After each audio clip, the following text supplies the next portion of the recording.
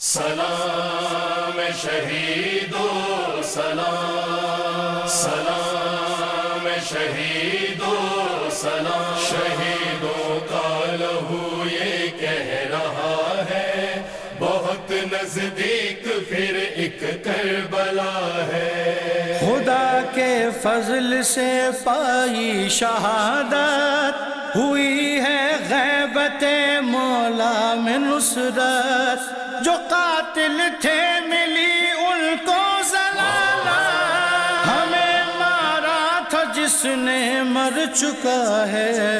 شہیدوں کا لہو یہ کہہ رہا ہے، شہیدوں کا لہو یہ کہہ رہا ہے بہت نزدیک پھر ایک کربلا ہے۔ اعوذ باللہ من الشیطان الرجیم، بسم اللہ الرحمن الرحیم، الحمد للہ رب العالمین،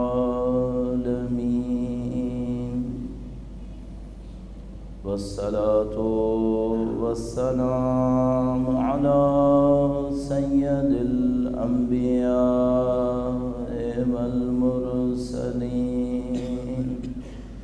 حبیب الہ العالمین ابی القاسم محمد،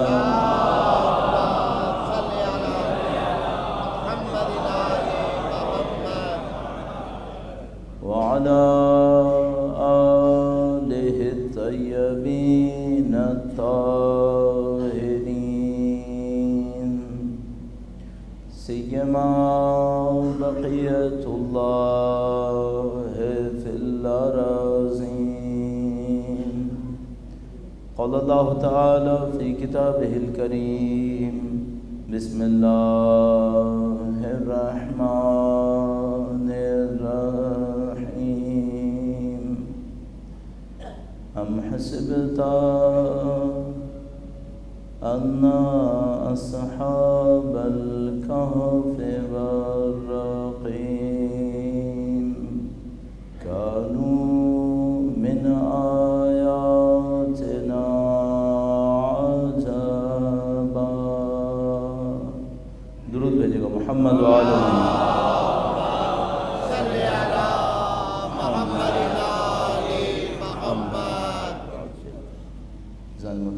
جیسا کہ آپ کے حضور ہے، یہ مجلس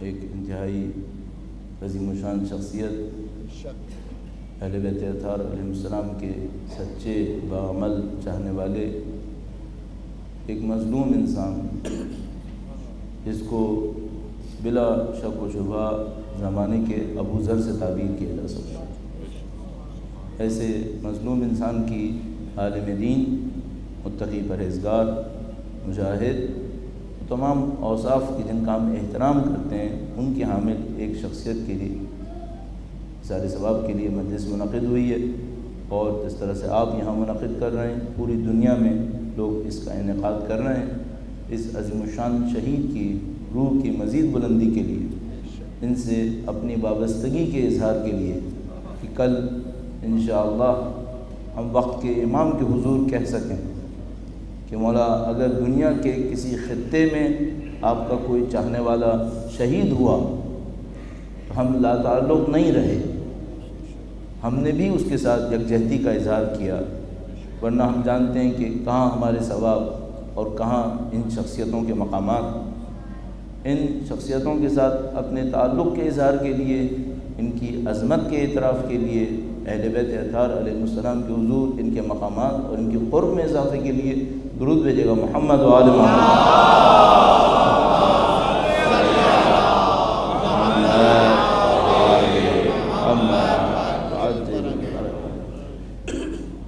بجائے یہ کہ میں بنیادی طور پر جو موضوعات ایسے مواقع کے اوپر عرض کیے جاتے ہیں ان کو آپ کی خدمت میں عرض کروں۔ ایک انتہائی اہم سوال سے شروع کروں گا، یہ کہ شہید نمر میں وہ کون سی ایسی خاص بات ہے جس کی بنیاد پر پوری دنیا میں یہ رد عمل دیا جا رہا ہے؟ لوگ شہید ہوتے ہیں، پوری دنیا کے اندر شہید ہوتے ہیں، کون سی ایسی خصوصیات ہم نے اور آپ نے دیکھی ہیں جن کی بنیاد پر ہم اس شہید محترم کی شخصیت کے مقابلے میں اس حد تک تعظیم کا اظہار کر رہے ہیں؟ البتہ اس اعتبار سے کہ ہم ایک ایسے دور میں زندگی گزار رہے ہیں جہاں پر مسلسل ایسی شخصیتیں ہمارے سامنے ظاہر ہو رہی ہیں، ہمارے لیے فخر کی بات ہے۔ اسی امام بارگاہ کے اندر اور ایسے ہی کراچی کے دنیا بھر کے امام بارگاہوں کے اندر شہید سبط جعفر کی روح کے اثار ثواب کے لیے مجالس ہوئی۔ یہیں پر ایسے ہی امام بارگاہوں کے اندر شہید باقر الصدر کی روح کے اثار ثواب کے لیے مجالس ہوئی، شہید باقر الحکیم کی روح کے اثار ثواب کے لیے مجالس ہوئی، شہید علامہ عارف حسین حسینی کی روح کے اثار ثواب کے لیے مجالس ہوئی۔ درود بھیجے گا محمد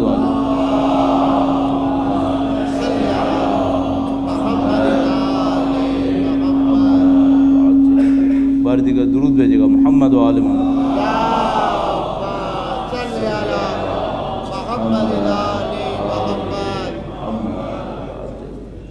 اس اعتبار سے ہم بہت سنہری دور کے اندر زندگی گزار رہے ہیں، مسلسل ایسی شخصیتیں ہمارے سامنے آ رہی ہیں، اور اگر زندوں میں کسی کا تذکرہ کرنا ہے تو ہمیں ایک اور مظلوم شخص کا تذکرہ کرنا ہوگا کہ جو افریقہ کی نسبتاً گمنام زمین کے اوپر اس وقت بھی ظالموں کے مقابلے میں شیخ نمر کی طرح ڈٹا ہوا، شیخ زکزکی۔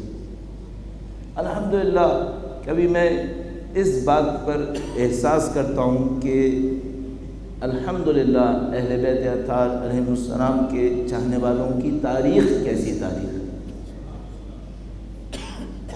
وہ ہستیاں کتنی عظیم الشان ہیں جن کے نام سے یہ مکتب شروع ہوا ہے، اور کتنی محترم وہ تاریخ ہے جو ان کے چاہنے والوں نے 1100 سال 1200 سال غیبت میں بنائی ہے۔ الحمدللہ رب العالمین۔ آپ کو کوئی دور ایسا نہیں ملے گا جس میں عالم متقی باعمل لوگوں نے اپنی جانوں کی قربانیاں دے کر اس مکتب کے لیے خدمات انجام نہ دی۔ غیبت کبریٰ کے آغاز سے لے کر آج تک مسلسل پروردگار عالم کے لطف و کرم سے ایسے جانثار، ایسے بہادر لوگ مسلسل آتے رہے، اور ان لوگوں کی جو خاصیتیں تھیں وہ انتہائی اہمیت کے حامل ہیں۔ ان میں خاص بات کیا تھی؟ یہ لوگ کس قسم کے لوگ ہیں؟ اگر میں اور آپ کربلا کا جائزہ لیتے ہیں تو ہمیں بعض اوقات یہ سوچنا پڑتا ہے کہ کربلا صرف وہ میدان نہیں تھا جو 61 ہجرہ میں بنا تھا۔ کربلا وہ میدان ہے جو ہر دور میں بنتا ہے، اور ایک اور حقیقی کربلا نے ابھی اور بننا ہے، ایک کربلا اور تشکیل پائے گی۔ ہم صرف کربلا کو ماضی یا تاریخ کا ایک واقعہ نہیں لے سکتے۔ تشیع کی جو خاصیت ہے، اہل بیت اطہار علیہ السلام کے مکتب کی جو خاصیت ہے، اس کو اگر میں 2 جملوں میں عرض کروں، میں کہتا ہوں تشیع وہ ہے جو ماضی میں کربلا ہے اور مستقبل اور آئندہ میں ظہور امام زمان علیہ السلام۔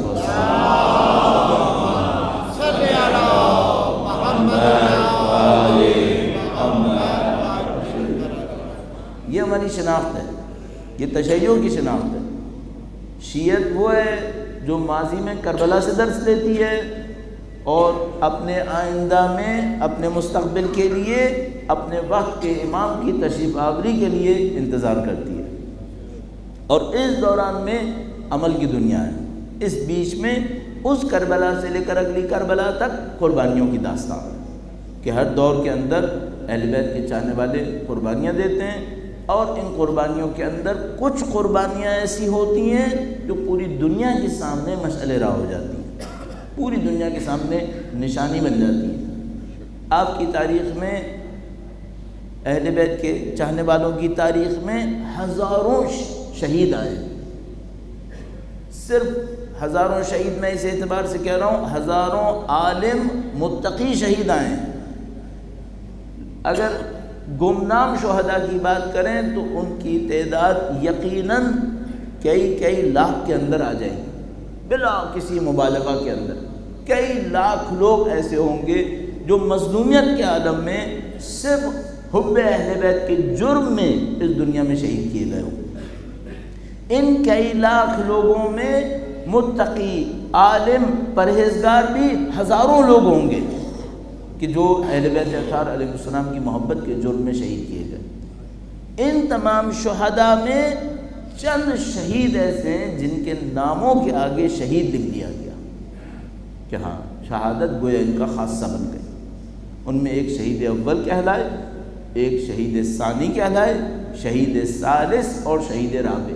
4 افراد پوری اس تاریخ کے اندر منتخب کر کے شہید کہلائے گئے. یہ کون لوگ تھے؟ ان کی خاصیتیں کیا تھیں؟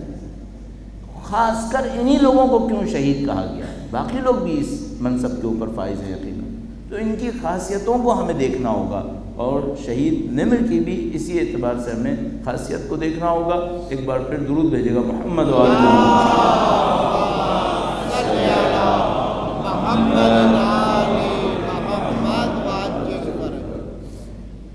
پہلی چیز جو ہمیں سمجھ میں آتی ہے وہ تقوی اور پرہیزگاری ہے.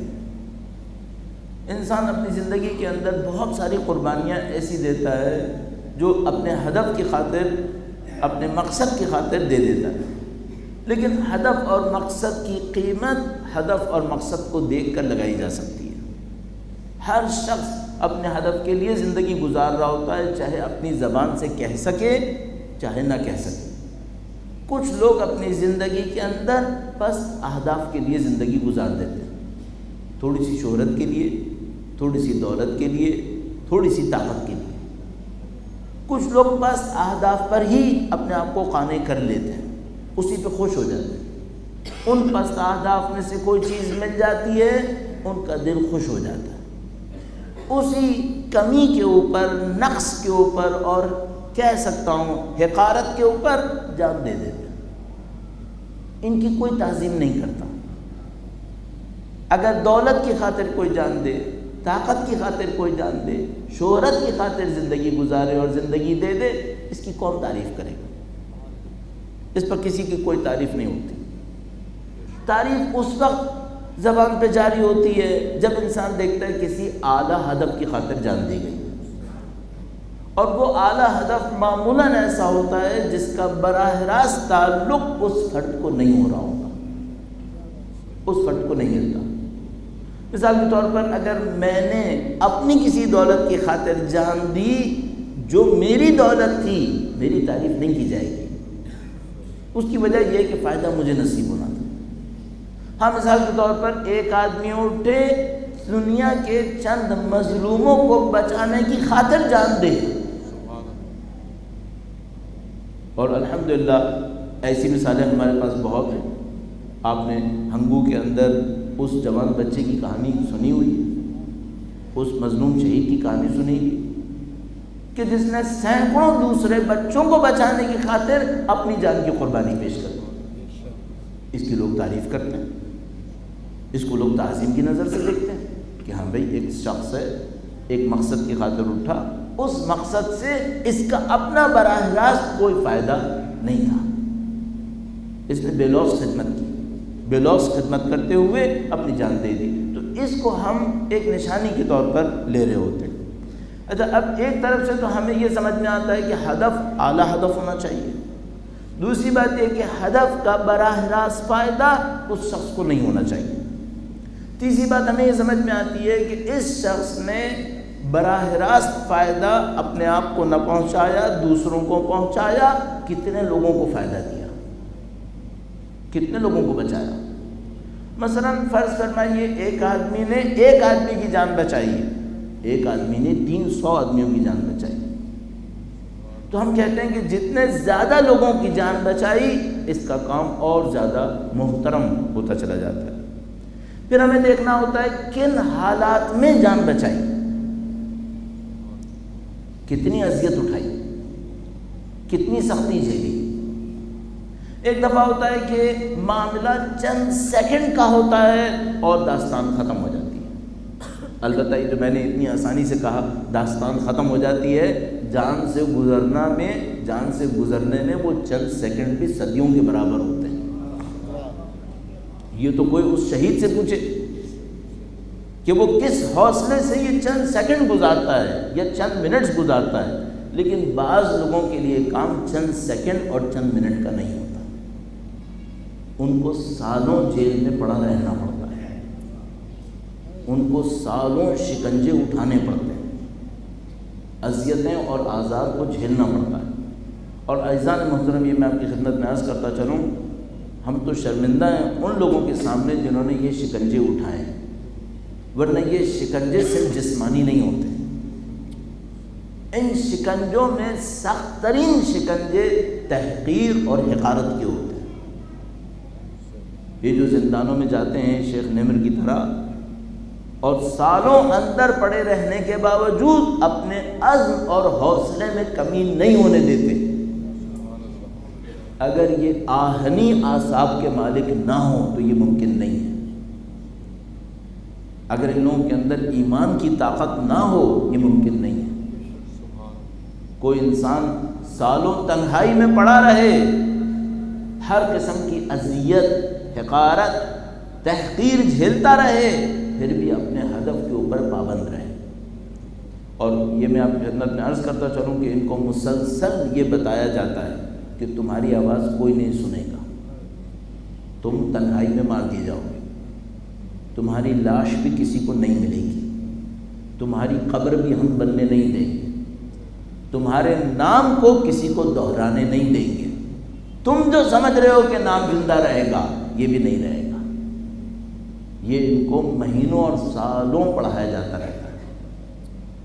اب اگر یہ بندگان خدا اپنے ایمان کے اوپر باقی رہتے ہیں اور اپنے یقین اور اپنے عزم کے اندر کمی نہیں لاتے تو اعزان محترم یہ وہ ابو ذر کی صفت ہے، یہ وہ کربلائی لوگوں کی صفت ہے، یہ ان کا جیسا عزم لے کر آتا ہے۔ تو ہم نے دیکھا کہ ہدف کیا ہدف تھا، کتنی سختی جھیلی، کتنے لوگوں کی جان بچائی۔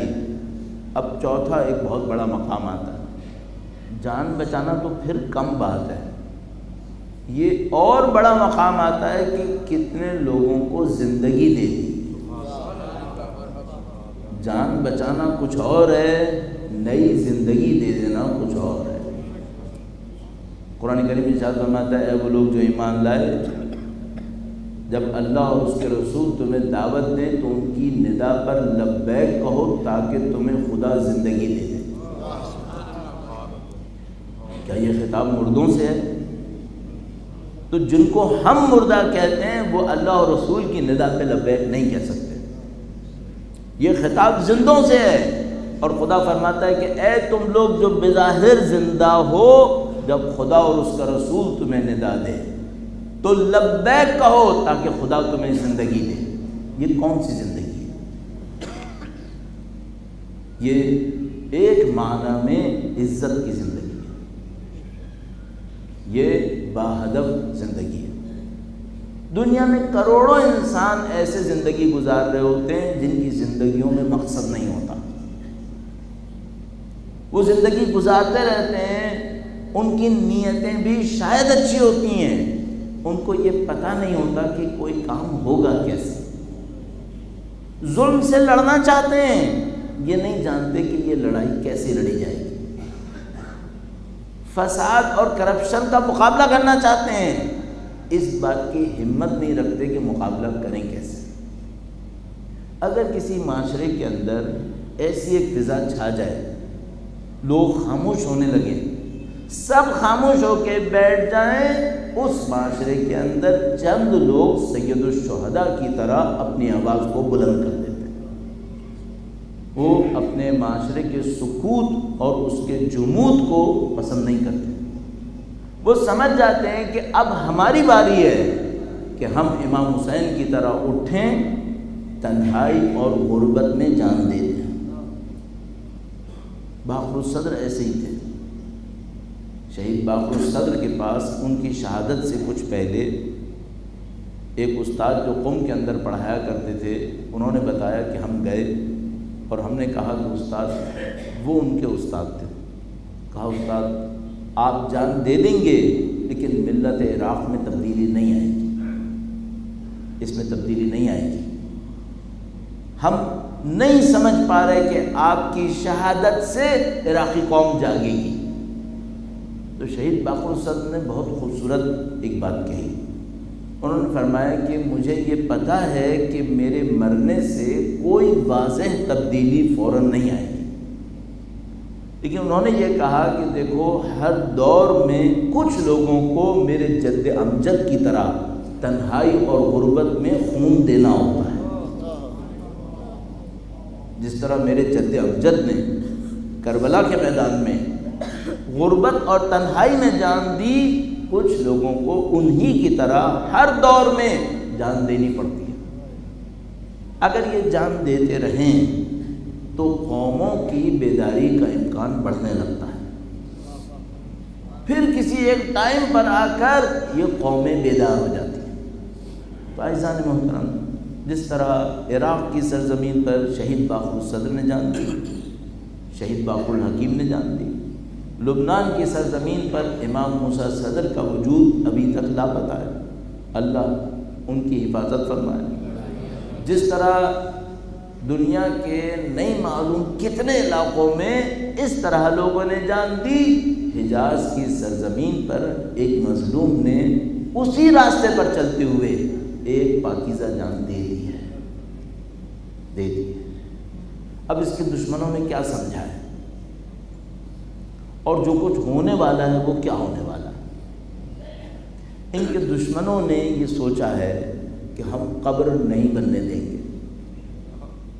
ہم جسم نہیں دیں گے، جو بھی نمر کے لیے آواز اٹھائے گا اس کے سر کو کچل دیں گے، دنیا میں اپنے خزانوں کے ذریعے سے بکاؤ گلے خریدنا شروع کر دیں گے، جو انہی کے اجداد کے راستوں پر چلتے ہوئے جس طرح سید الشہداء کے خلاف فتوے اور آوازیں اٹھا رہے تھے، شہید نمر کے خلاف بھی بولیں گے۔ یہ دشمنوں کا منصوبہ ہے۔ اچھا کیا یہ پہلی دفعہ ہوا ہے؟ نہیں، بار بار تاریخ میں یہی ہوا ہے، بار بار یہی ہوا ہے، اور بار بار ان جیسوں کے مقابلے میں کچھ لوگ آئے جنہوں نے سید الشہداء سے سبق لیا۔ ہمیشہ آپ اس بات کے اوپر غور فرماتے رہیے گا، اور آپ فرماتے رہتے ہیں، چونکہ موضوع کی مناسبت ہے لہٰذا میں آپ کی خدمت میں عرض کر رہا ہوں، سید الشہداء کی شہادت میں وہ کون سی خاص بات ہے جو دوسری شہادتوں میں نہیں ہے؟ کون سی خاص بات؟ سادہ شہادتوں کی بات نہیں کر رہا ہوں، باقی 10 ائمہ معصومین نے جو شہادتیں دیں ان کے بھی مقابلے میں سید الشہداء کی شہادت میں خاص بات کیا ہے؟ باقی انبیاء بھی شہید ہوئے، ان انبیاء کی شہادتوں کے مقابلے میں سید الشہداء کی شہادت میں خاص بات کیا ہے؟ اور پھر سید الشہداء کے واقع کربلا میں وہ کون سا معجزہ ہے جو معجزہ حضرت ابراہیم کے پاس نہیں ہے، حضرت عیسیٰ اور حضرت موسیٰ علیہ السلام کے پاس بھی نہیں؟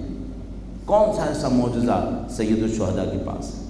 تو سید الشہداء کے معاملے میں صرف چند نکات عرض کرتے ہوئے، چونکہ ظاہراً ایک مجلس اور منعقد ہونی ہے اور وقت کی پابندی کا خیال رکھنا ہے، صرف چند نکات کے ساتھ اختتام پذیر کریں گے۔ درود بھیجے گا محمد وعلی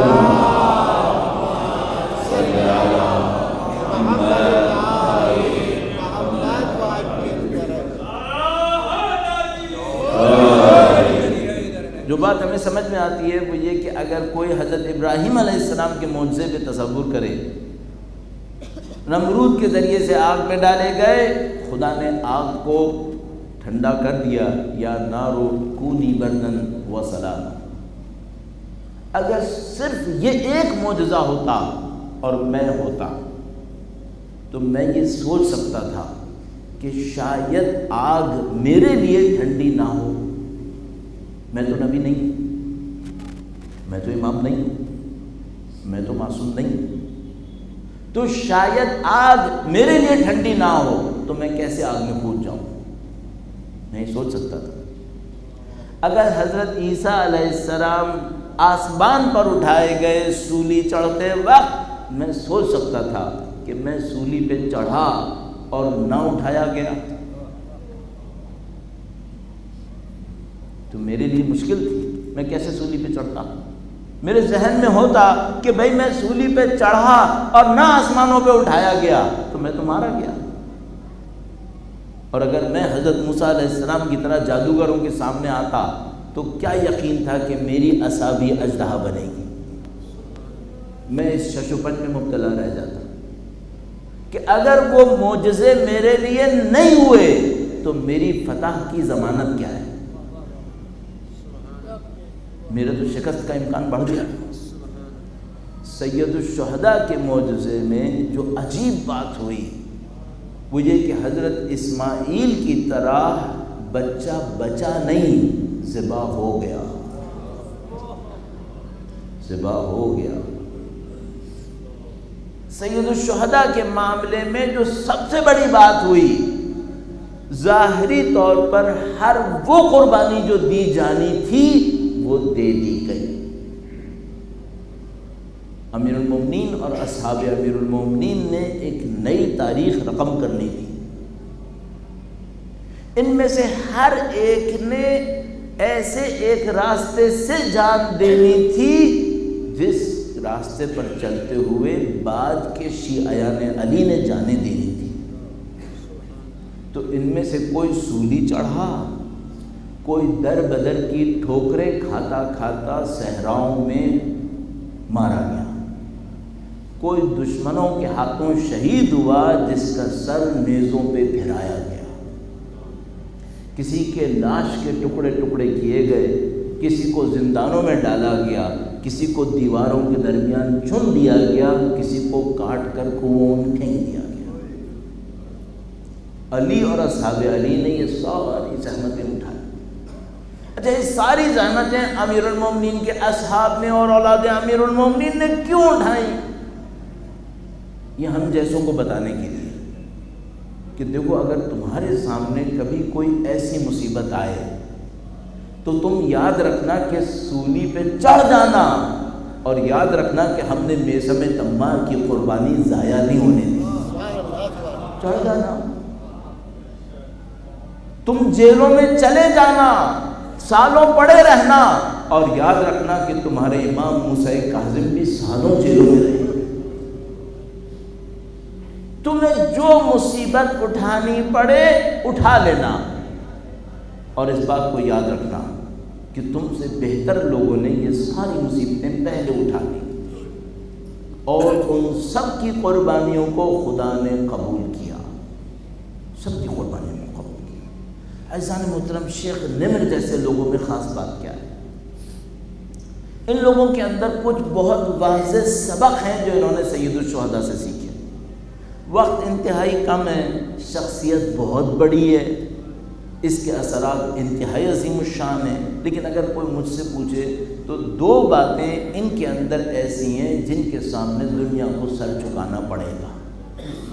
پہلی بات، ان کی واضح، صاف اور انتہائی عقلائی منطق ہے۔ ان کی منطق انتہائی مضبوط ہے۔ اگر آپ نے ان کے چند منٹس کے کلپس دیکھے ہوں اور ان کے ٹائٹلز کے ساتھ دیکھے ہوں، سب ٹائٹلز کے ساتھ دیکھے ہوں تاکہ آپ ان کی عربی کو سمجھ سکیں، آپ دیکھیں گے منطق میں اتنے واضح ہیں کہ دنیا کا کوئی عقل مند انسان ان کی منطق پہ اعتراض نہیں کر سکتا۔ درود بھیجے گا محمد و آل محمد۔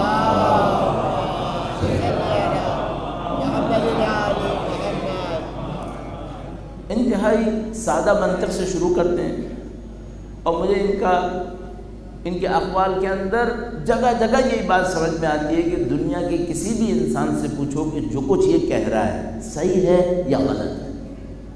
بھئی وہ کہہ رہا ہے کہ تم نے ہمارے حقوق کو پامال کیا، ہمیں ہمارے حقوق چاہیے۔ ہم تمہارے ملک کے اندر ایک اقلیت ہیں، اقلیت ہونے کے باوجود آیا ہمیں زندہ رہنے کا حق ہے یا نہیں ہے؟ ہمیں زندہ رہنے کا حق ہونا چاہیے، ہمارے پاس آزادی ہونی چاہیے، ہمارے پاس عزت ہونی چاہیے، ہمارے وجود کا احترام ہونا چاہیے۔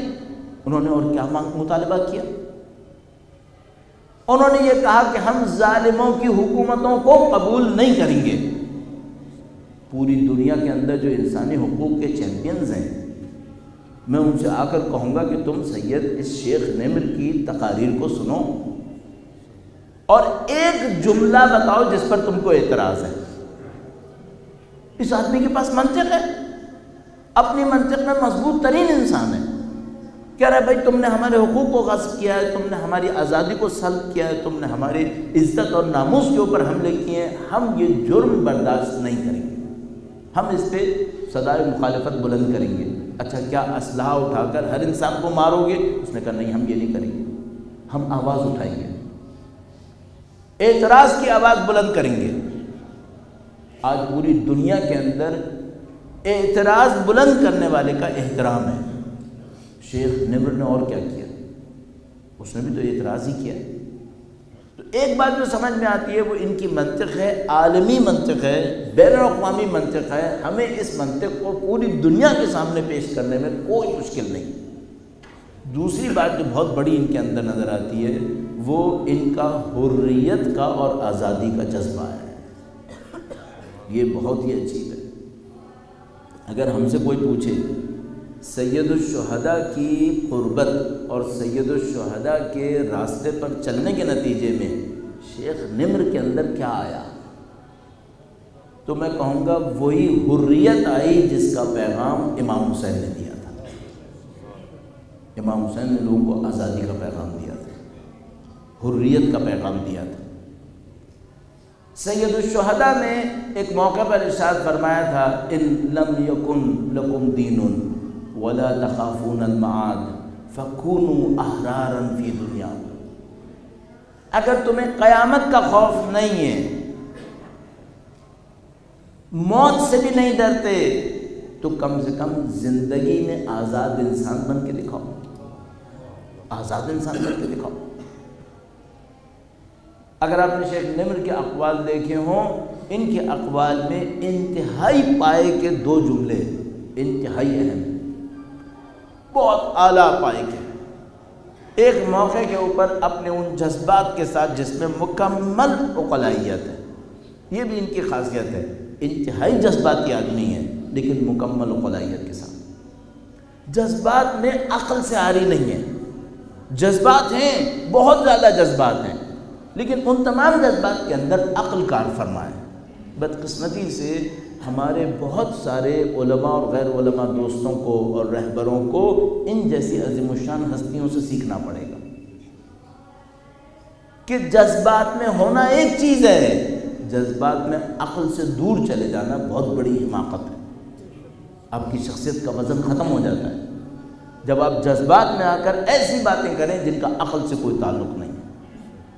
شہید نمر انتہائی جذباتی انسان تھے، انتہائی جذباتی ہونے کے ساتھ انتہائی عقل مند انسان تھے۔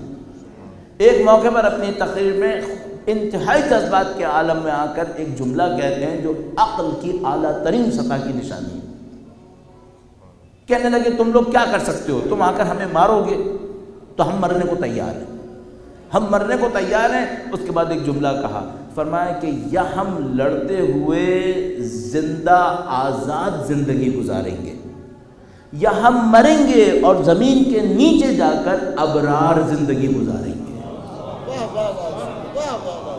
یا ہم روئے زمین پر رہیں گے احرار، یا زمین کے نیچے جائیں گے ابرار۔ اتنا اعلیٰ پائے کا یہ جملہ ہے، یہ انسانوں کو زندگی دیتا ہے کہ دیکھو زندگی کا ہدف بناؤ، زندگی گزارو احرار اور مرو ابرار۔ احرار زندگی گزارو، آزاد زندگی گزارو۔ آزاد زندگی گزارنے کی نشانی کیا ہے؟ حق کو حق کہو، باطل کو باطل کہو، اور قربانیاں دینے کے لیے تیار ہو جاؤ۔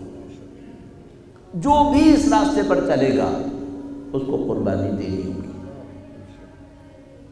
شیخ نمر جیسے لوگ ہمارے لیے جو بہت بڑا ایک کام کر دیتے ہیں، یہ تھوڑی تھوڑی مدت کے بعد ہمیں یہ یاد دلا دیتے ہیں کہ دیکھو یہ مت سمجھنا کہ اس دور میں حسینیت پر عمل کرنا ممکن نہیں ہے. بار بار ہمیں یاد دلا دیتے ہیں. وہ مظلوم افریقہ کی سرزمین پہ یاد دلاتا ہے اور یہ مظلوم حجاز کی سخت زمین پہ یاد دلاتا ہے کہ دیکھو تم دنیا میں کہاں رہو گے. یا تم اتنے پسماندہ علاقے میں رہو گے جیسے افریقہ، یا تم اتنی ڈکٹیٹرشپ میں رہو گے جیسے حجاز کے آل سعود. دیکھو ایک وہاں پہ سر اٹھاتا ہے حق کے لیے، ایک یہاں پہ سر کٹاتا ہے حق کے لیے. ہم لوگوں کے لیے راستہ طے کر دیتے ہیں لوگ کہ زندگی کو سیکھو، آزادی کو سیکھو، قربانی دینے کے لیے تیار ہو جاؤ، اور اگر اس کام کو کر لو عزت تمہارے پاس ہے. سید الشہداء نے ایک خط مکے سے مدینہ تحریر کیا. سید الشہداء کا انداز کربلا کے سفر میں اور پوری تحریک میں ایسا تھا، پہلے دن سے واضح تھا کہ جو کچھ سید الشہداء کر رہے ہیں وہ اپنے دور کے لیے نہیں ہے، یہ قیامت تک کے لیے. لہذا مدینے میں جب پہلی جگہ ان سے بیعت کا مطالبہ ہوا تو فرمایا مثلی لا یبایعو مثلہ، میرا جیسا اس جیسے کی بیعت کبھی نہیں کرے. اس پہلے جملے سے سید الشہداء نے بتا دیا کہ میں 61 ہجرہ کے لیے کام نہیں کر رہا، میں یزید ابن معاویہ کے مقابلے پر بھی کام نہیں کر رہا، میں قیامت تک کے لیے کام کر رہا ہوں اور قیامت تک کے یزیدوں کے لیے کام کر رہا ہوں، اور قیامت تک آنے والے تمام حسینوں کو راستہ سکھا رہا ہوں. تو سید الشہداء نے مدینے خط لکھا اور اس میں لکھا کہ جو ہمارا ساتھ دے گا وہ شہید ہو جائے گا، اور جو ساتھ نہیں دے گا اسے عزت نہیں ملے گی. جو ہمارا ساتھ دے گا وہ شہید ہوگا، اور جو ساتھ نہیں دے گا اسے عزت نہیں ملے گی. عزیزو قیامت تک یہی ہے، جو ہر دور میں حسین کا ساتھ دے گا اسے عزت ملے گی، اور جو ساتھ نہیں دے گا وہ ذلت میں مبتلا ہوگا. قوموں کے ساتھ بھی ایسا ہی ہے، جو قومیں حسینیت کا ساتھ دیں گی انہیں عزت ملے گی، جو ساتھ نہیں دیں گی وہ ذلیل ہو جائیں گی، وہ حقیر ہو جائیں گی. سید الشہداء نے بہت سخت لفظ استعمال کیا، اور میں ہر جگہ جسارت نہیں کرتا کہ اس کو بیان بھی کروں، لیکن سید الشہداء نے فرمایا. تو عزیزو الحمدللہ رب العالمین، ہم لوگ عزت دار مومنوں کے زمانے میں زندگی گزار رہے ہیں، عزت دار مومنوں کے زمانے میں. تو ایک عزت دار شیخ نمر آئے، حریت ان کے اندر، علم، تقوی، پرہیزگاری، جہاد، قربانی، سید الشہداء کی طرح صداقت، بہادری، سب کچھ ان کے اندر. اب جب اتنی حسینی صفتیں ان کے اندر ہوں تو پھر ایک بات یقینی ہے، پھر گردن تن پہ کیسے بچے. جب کسی میں اتنی خاصیتیں جمع ہو جائیں تو اس کی گردن کیسے بچ سکتی ہے؟ اس کی گردن میں کٹنا ہوتا ہے. اور شیخ نمر جیسے لوگ اس پر خوش رہتے ہیں، یہ لوگ بہت خوش ہوں گے. ان کی آواز پوری دنیا میں پھیل رہی ہے. اب دیکھیے یہ معجزے سے کم نہیں ہے کیا؟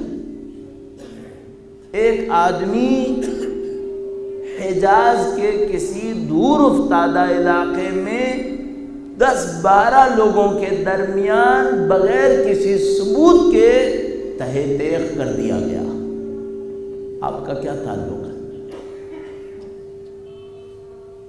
کیا شیخ نمر پاکستان آئے تھے؟ نہیں. کیا ان کی قبر یہاں بنے گی؟ نہیں. کیا انہوں نے شاید کبھی پاکستان کا نام بھی نہ لیا ہو؟ لیکن ہمیں اس سے کوئی تعلق نہیں ہے. ہمیں صرف ایک بات سے تعلق ہے، یہ ہمیں زمانے کا حسینی لگتا ہے، یہ ہمیں حسینی لگتا ہے. ویسے ہی آواز اٹھائی، ویسے ہی قربانی دے دی۔ اب میں کہوں گا ان کے درمیان یہ قربانی ہونی تھی، یہ قربانی ہونی تھی۔ آج ہمارے پاس کچھ شہداء ایسے ہیں جو مرنے سے پہلے اللہ سے کچھ وعدے کر لیتے ہیں، اللہ سے کچھ وعدے کر لیتے ہیں۔ بس مجھے یاد آتا ہے ایک زمانے میں جب جنگ کا زمانہ تھا تو کوئی شہید تھا، اس کی گردن نہیں ملی تھی، بہت ڈھونڈا لوگوں نے کہ بھائی ماں باپ کے پاس لاشا بھیجنا ہے، کم سے کم گردن تو ساتھ ہونی چاہیے، سر تو ساتھ ہونا چاہیے، لیکن سر نہیں ملا تھا۔